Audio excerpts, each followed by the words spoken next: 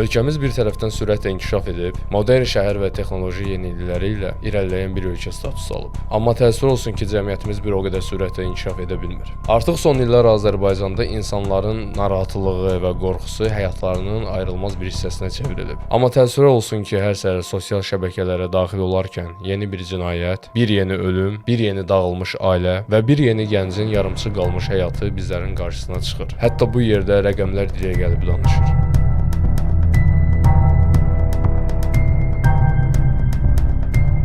Son 2 ildə ölkəmizdə qəsdən adam öldürmə və ağır bədən xəsarətləri halları nəzərə çarpacaq şəkildə artıb. Və ən dəhşətlisi isə bu qətillərin bir çoxu xüsusi amansızlıqla öz ailə üzvlərinə qarşı törədilir. Və bəzi hallarda bu hadisələr cəmiyyətin içində sakit görünən insanlar tərəfindən törədilir. Rəsmi statistikaya görə son 2 ildə Azərbaycanda yüzlərlə qəsdən adam öldürmə hadisələri baş verib. Onlarla cinayət xüsusi amansızlıqla ailə üzvlərinə qarşı və ya ictimaiyyəti sarsıdan formada həyata keçirilib. Elə son 2 həftəyə nəzər salsaq, çox ağır bir mənzərə bizləri qarşılayır. 12 may tarixində Gəncə şəhərində 18 yaşlı Elgün adında bir gəncin müəmmalı ölümü, 16 may tarixində İmişlidə 15 yaşlı gənc qızın tapılmış cansız bədəni və sadəcə bir gün sonra 17 may tarixində Sabirabadda vəhşicəsinə öldürülərək daha sonra çaya atılan daha 16 yaşlı bir qız meyidi. Və biraz da əvvələ getsək, Əhməd Əhmədov adlı vəhşi bir qatilin öz ailəsinə qarşı törətdiyi soyqırımı görə bilərik. Və bu hadisə insan övladının vəhşilik səviyyəsində gələ biləcəyi ən pik nöqtədir. Bunların adı sadəcə cinayət deyil. Bunlar səssiz bir sosioloji böhranın nəticəsidir. Bunlar baxılmayan gözlərin, susan dillərin və məhv olmuş psixologiyaların manifestidir. Bütün bunlar sadəcə xəbərlərdəki başlıqlar deyil. Bunlar bir xalqın içindəki dərinə bastırılmış qaranlıqlardır. Amma sual budur, bəs bu qaranlıq necə yaranır? Bu insanlar necə qatilə çevrilirlər? İndi isə gəlin cəmiyyətin içərisində doğulan qatillərin beyinlərinə səyahət edək. Sadəcə ölkəmizdə deyil, bütün dünyada qaranlığın içində doğulan rəsmlərə baxaq. Qaranlıq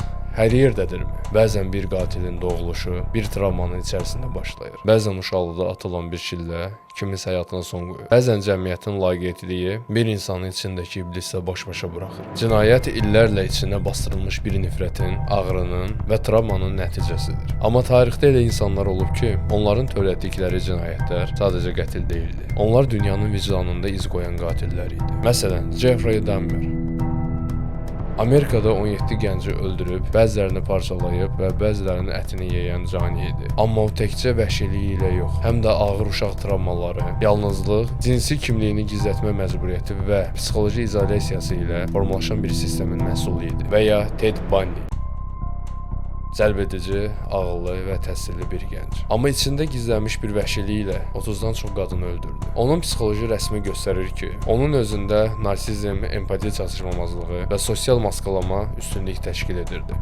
Anders Breivik isə Norveçdə bir siyasi və ideoloji motivasiya ilə 77 nəfəri öldürdü. O sadəcə bir qatil deyil. O cəmiyyətin içərisində illərlə yığılıb qalmış radikal düşüncənin, izolyasiyanın və sosial qəzabın partlayışı idi. Bu şəxslərin heç biri anidən qatil olmadı. Onların hər biri cəmiyyətin içərisində səssizcə formalaşan qaranlıq bir nəticə idi. Bəs sual budur, qatil doğulur, yoxsa yaradılır? Psixoloqlar və kriminoloqlar bu suala illərlə cavab axtarıb. Onların gəldiyi nəticə odur ki, əksər hallarda qatillər doğulmur. Onlar mühit tərəfindən formalaşır. Ailədə şiddət görmək, uşaqlıqda laqeyd münasibət, cinsi, fiziki zorakılıq, məktəbdə təcrid olunmaq cəmiyyət tərəfindən rədd edilmək.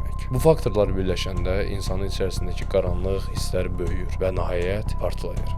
Ən qorxulusu isə budur. Bu insanlar əvvəldən qatil deyil, bizlərdən biri olublar. Onlar bəlkə də bizimlə eyni küçədə gəzib, eyni məhəllədə yaşayıb, eyni məktəbdə oxuyurlar. Amma cəmiyyət onlara baxmır, cəmiyyət dinləmir, cəmiyyət susur və nəhayət bir gün o səssizlik çığırtıya çevrilir.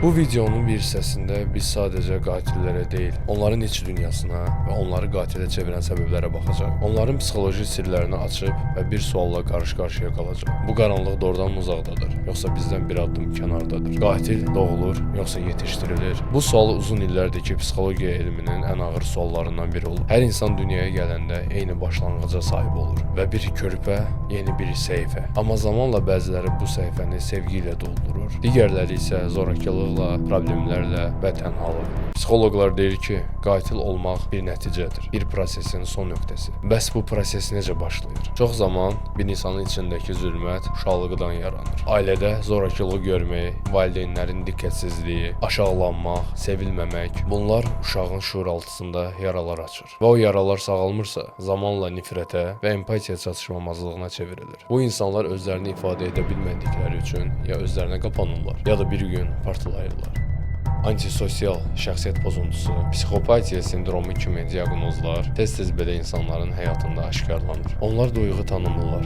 Onlar üçün vicdan sadəcə bir anlayışdır, hisslər deyil. Amma məsələ təkcə şəxsin içində deyil, cəmiyyətin də rolu danılmazdır. Cəmiyyət diqqətsiz olduqda, laqeyd olduqda, fərqliliyi qəbul etmədikdə pərdələri kənarlaşdırır. Psixoloji təzyiqlərə məruz qalan, daima təhqir edilən, ehtiyac duyduğu anda yardım əli uzatılmayan bir insan sonda içindəki mərhəmət hissini itirə bilər. Cəmiyyətin səssizliyi bəzən bir insanın qaranlıqda itməsinə səbəb ola bilər. Zorakılıq bir xəstəlik kimi yayılır. O təkcə fiziki deyil. Əgər cəmiyyət travmalı şəxslərə işləmirsə, onları dinləmir və yaxud da anlamırsa, bu şəxslər zamanla təhlükəyə çevrilir. Hər qatilin arxasında bir danışmayan uşaq, bir qorxmuş gənc və bir sağalmamış yara dayanır. Bəlkə də ən vacib sual budur. Bu psixoloji zənciri harada qırmaq olar? Məktəbdə, ailədə, yoxsa psixoloji yardımla? Cavab bəlkə də bütün suallarda gizlidir. Amma bir şeyi unutmamalıyıq. Hər zaman cinayət olduqdan sonra yox, cinayət olmamışdan öncə də dinləmək lazımdır. Bəzən biz cinayəti yalnız qətl anında görürük. Amma unuduruq ki,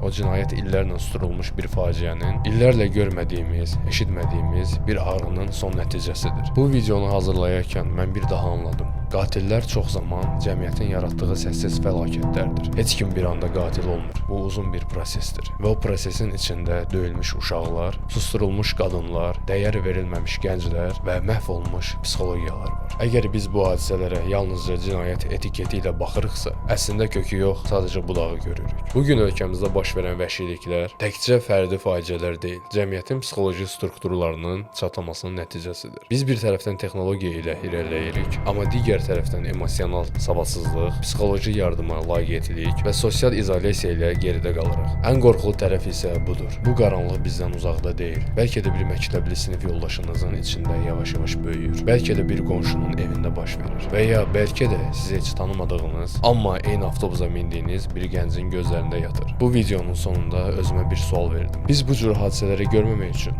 daha neçə ailə məhv olmalıdır? Daha neçə gəncin həyatı yarımçıq qalmalıdır? Daha neçə xəbər başlıqları bizləri məhv etməlidir? Həqiqət budur. Cəmiyyət dəyişməsə, şəxs də dəyişmir. Amma şəxsi dinləmədən də cəmiyyət sağalmır. Bu mənim çağırışımdır. Məktəbdə müəllim, evdə valideyn, küçədə sadə bir vətəndaş. Hər birimiz fərqliliklərə qarşı daha həssas olmalıyıq. İnsanların içində baş verən fırtınaları anlamadan biz yalnız dənizin səssizliyinə aldanırıq. Bəlkə də bir qatilin yaranmasını görmək, dinləmək və bir yardım əli uzatmaq qarşısını ala bilərdi. İndi isə qərar sizin. Səssiz qalmağa davam edəcəyik, yoxsa sükutu sındırıb həqiqətlə üzləşəcəyik.